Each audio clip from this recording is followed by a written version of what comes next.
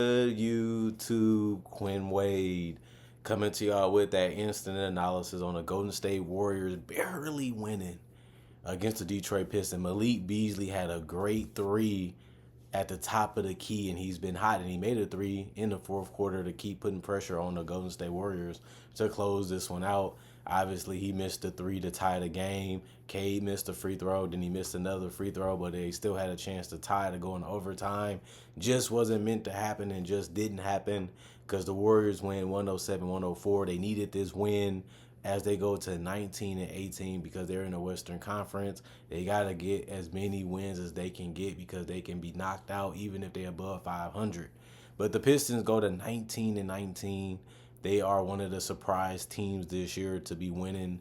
They're also 9-9 at home, so they're 500 at home. And then the Golden State Warriors won the first quarter 25-23. They won the second quarter 32-24. And you thought the game was going to go in their direction when it comes to winning just because they was outplaying the Pistons the entire game. And then Detroit had that 27-25 third quarter and that 30-25 fourth quarter. And it got a little ugly out there for the Warriors, but they were still able to pull it off and get it done. Draymond Green, 7 points, -2 and plus minus for personal fouls, 4 turnovers, 3 blocks, 1 steal, 4 assists, 5 rebounds. 2 of them was offensive. 1 of 2 from the free throw line, 0 of 3 from the 3-point line, 3 of 9 from the field. Didn't score the ball well, but he did play defense at a high level like he usually does when he's out there. Trey Jackson Davis was just a big body just flying all over the place. Offensively, he had 10 rebounds to go along with those 2 offensive rebounds and 3 assists. He did have 1 turnover, 1 personal foul, which was good to see, but he was a plus 16 and plus minus with the 14 points. And then he was 7 of 9 from the field just because he kept gliding in that paint and getting easy finishes. He has been a center. You want him to be a little bit better of a rim protector, but he has just been a big mobile body that can really dominate the interior if you don't pay attention to him, which you can say about the entire team. They're all dangerous just because they all are used the right way. But Wardell Stephen Curry struggles again. He was 2 of 14 from 3, 5 of 21 from the field, 5 of 5 from the free throw line. He had 17 points, 10 rebounds though, which was good to see, and he had 2 offensive rebounds. He also had 6 assists and 2 steals, 3 turnovers, and a -14 and plus minus.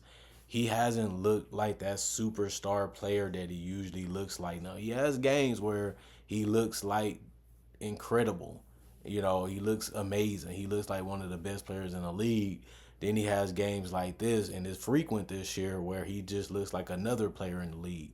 They're going to need Steph Curry to be great every single game if they're going to make it to the playoffs for the most part, unless somebody steps up drastically on this team. And tonight they had a full team effort when it comes to scoring and defense, and it still was just barely enough to beat a team like the Pistons. And you just can't do that in the Western Conference. And I say that because the playoffs won't be the same without Steph because he's one of the most fun and most exciting players in the league. But you can just see he just don't have the same burst. He just don't have the same lift. He just doesn't have the same penetration ability that he used to have. And he shouldn't at his age, but it's just so noticeable now. Dennis Schroeder, 13 points, plus 7 and plus minus 5 personal fouls because he's so tiny and so little that he can be a little bit of a matchup problem off defensively. 2 turnovers, 1 block, 1 steal, 6 assists, 2 of 2 from the free throw line, 1 of 5 from 3, 5 of 11 from the field. Buddy Hield, 19 points, 2 personal fouls, 1 steal, 3 assists, 5 rebounds. 1 of them was offensive, 5 of 11 from 3, 7 of 15 from the field. He finally bounced back and had a great game, especially from the 3-point line, and they needed it. And it's just good to see Schroeder play legit minutes and still score the ball well and still play making fine guys with his probing ability. And then Kevon Looney had 8 points, -14 and plus minus 3 personal fouls, 1 block, 2 steals, 3 assists, 8 rebounds, 3 of them was offensive, 0-1 from the free throw line, 4 of 6 from the field. Lindy Waters was able to knock down a couple threes. He finished with 3 of 6 from 3, 4 of 7 from the field. He had 2 rebounds, 1 block, 1 turnover, plus 6 and plus minus. And Santos had 13 points. He had the most off the bench tonight. He was a plus 7 and plus minus 3 personal fouls, 4 turnovers, 2 steals, 3 assists, 5 rebounds, 3 of them was offensive, 1 or 2 from the free throw line, 4 or 6 from 3. And those are his only attempts outside of those free throws. And then Kyle Anderson, he was able to knock down a couple layups and finish inside. He had 4 points, +7 and ±, 3 assists, 4 rebounds. 2 of them was offensive. He was 0-1 from 3, 2 of 5 from the field. And then Pat Spencer scored 1 point. It was a free throw. He missed the other. He had 1 assist and 1 block. He was a +2 and ±. And he was 41 of 89, 46% from the field, 15 of 46, 32% from 3, 10 of 16, 62% from the free throw line. He had 15 offensive rebounds as a team, 49 rebounds total, 32 assists, 9 steals, 7 blocks, 15 turnovers, and 18 personal fouls. And that was just enough to win. They really got challenged today. They got put in some tough spots, but they still was able to figure out how to get the win as a veteran team. They had the advantage tonight, and it worked out for them. And they did a lot of little things to be able to outplay the Pistons, and they was basically doing it the entire game. The Pistons just made it a tough closeout, which they should because they have been a good team this year. Tobias Harris, 13 points, +8 and +, 2 personal fouls, 2 turnovers, 1 block, 4 assists, 4 rebounds, 1 of 3 from the three-point line, 6 of 8 from the field. He hit the mid-ranges, hit the threes. He facilitated a little bit too. Sora Thompson had 9 points. He was a -8 and +, 3 personal fouls, 1 block, 2 steals, 3 assists, 2 rebounds, 2 of 2 from the free throw line, 1 of 1 from 3, 3 or 4 from the field. Jalen Duren, 8 points, 12 rebounds, 1 of them was offensive. He was 2 or 3 from the free throw line. 3 assists, 1 steal, 3 blocks, 2 turnovers, 4 personal fouls, and a +13 and ± for him. So he was held to less than double figures, but he did try the best to man the paint. He got the steal and a couple blocks to show you that he was real active in that area. And the problem was he got into those foul troubles and it allowed him only to play 31 minutes. I don't know if he would have played too much more than that anyway, but he still was a factor in the game. Cade Cunningham, 32 points, +9 and ±, 2 personal fouls, 4 turnovers, 1 block, 3 steals, 8 assists, 6 rebounds. 1 of them was offensive, 5 of 8 from the free throw line, 3 of 6 from 3, and 12 of 21 from the field. He's never really super efficient. Like I said, he had his 4 turnovers. He had his missed free throws. He did shoot well from the field and well from 3, but he just had knocked down some tough ones at the end of the game that could have went either way. But he's just been having an all-star caliber season. We knew that he was going to be great. That's why he went number 1. That's why he had a good season last year, and obviously he's having a better one this year. He still has a ceiling that we don't know where it's going to be at because he's just so smart and so witty and so patient and so smooth. But he is a guy that can hit on every single level of the court, and he knows how to get to his spots, and he knows how to take his time, even when it comes to finding his teammates. So, Cade is also a good defender, for his reputation. I think that has translated well to the NBA. He had 3 steals and a block today. So it'll be important for Cade to continue to grow, and he looks like a guy that wants to. That's why you see the numbers getting a little bit inflated in a good way, because he just going out there dominating the game, and they needed him to step up because guys like Jaden Ivey is out. So somebody got to carry a little bit of that load for them to continue to win and possibly make the playoffs in the Eastern Conference. Malik Beasley, 21 points, 4 personal fouls, 1 turnover, 2 assists, 4 rebounds. 1 was offensive, 1 of 1 from the free throw line, 4 of 14 from the three-point line, 8 of 21 from the field. Fontesio, 3 points, -5 and +, 1 personal foul, 2 turnovers, 2 assists, 3 rebounds. 1 was offensive, 1 of 4 from 3, 1 of 7 from the field. Rondo Holland had 11 points, -1 and +, 3 personal fouls, 1 turnover, 1 steal, 1 assist, 1 rebound. 2 of 2 from the free throw line, 3 of 8 from 3, 3 of 9 from the field. He still scored in double figures. He was actually the only guy off the bench to score in double figures tonight with those 11 points, and he was able to get to the basket and create shots for his teammate or keep the ball moving, or he was just scoring from 3, which he did take a lot of threes, 8 tonight, and he was actually able to knock down 3 of them. Isaiah Stewart, 4 points, -16 and +/- 1 block, 1 assist, 5 rebounds. 2 of them was offensive, or 1 from 3, 2 of 5 from the field. And Marcus Sasser, 1 of 5 from the field, 1 of 2 from 3, 3 rebounds, 1 was offensive, 1 assist.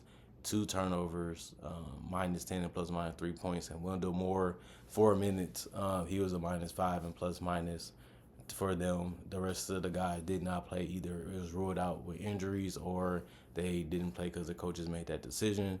They shot 39 of 86, 45% from the field, 14 of 39, 35% from three, 12 of 16, 75% from the free throw line, 40 rebounds, 25 assists, 7 steals, 7 blocks, 14 turnovers, 19 personal fouls, and 104 points. Just a fun game to watch and see what's going to happen, who's going to win it, what's going to be the difference in the game, what's going to be the difference in winning and losing. And I just feel like it was just good to see both teams just go out there and just do the best they can and be able to get a win. And that's what, the Golden State Warriors just, they got a little lucky, and you need that to be successful sometimes in this league because, that's part of the game. And Steve Kerr has always said that's important even in the playoffs.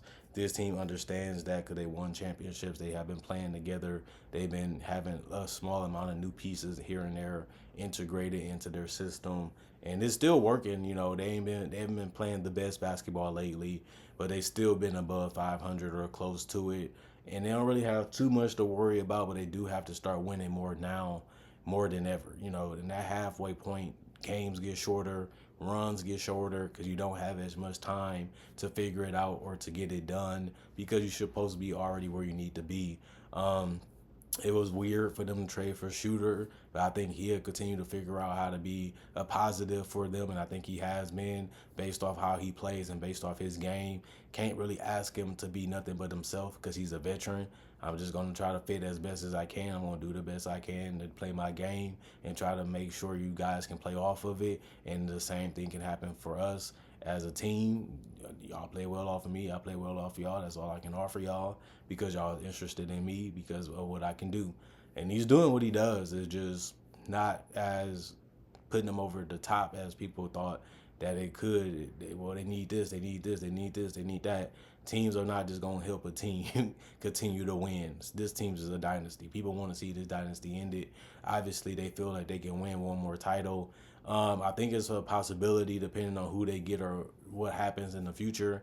But Steph, if this the Steph that they're going to continue to get, it does make sense to put another star around him to make his job a lot easier because Steph just don't have it physically as much as he used to. And if they're going to need another star, it got to be on the same level or a little bit better than Steph.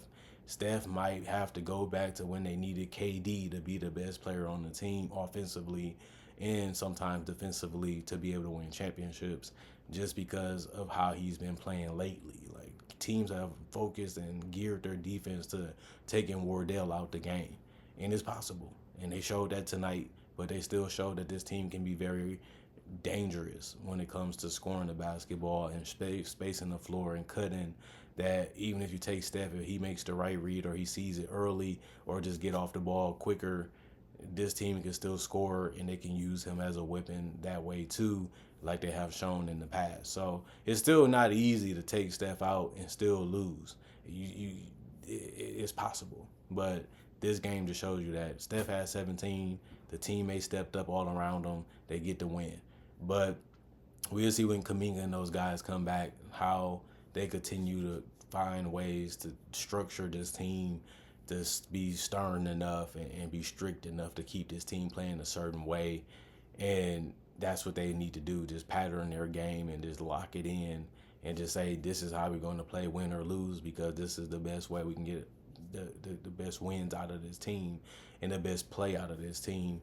And they've been changing the roster, they've been changing the lineup, they've been changing how they flow with players, and that's the purpose of the regular season, to see what works and what doesn't work while still trying to get wins. And the Warriors have been doing a good job of that while still trying to nurse Steph, in and out to see if it still works with him.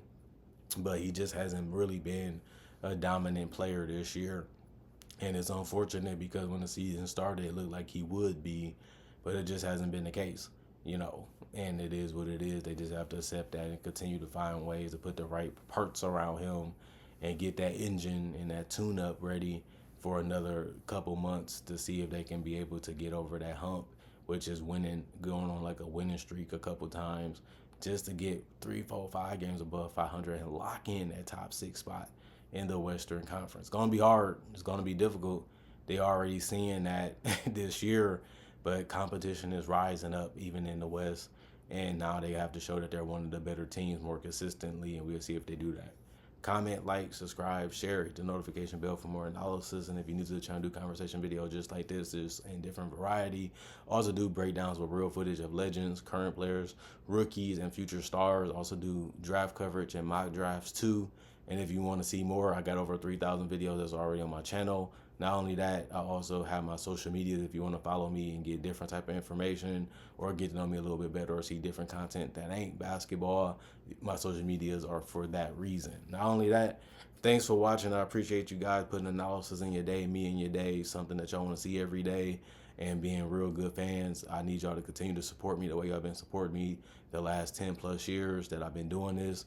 And let's have a better 2025 than 2015. That's one of my goals. That's something I want the channel to do this year. I got put in my part, but I need my fans to fully continue to support the channel by liking and sharing and watching as many videos as you can, so this channel can be as successful as it has been in the past, in the present too. So thanks for watching. Thanks for checking out everything. And thanks for continuing to support the channel the best way you can. Other than that, see you guys later, hopefully later today with more analysis.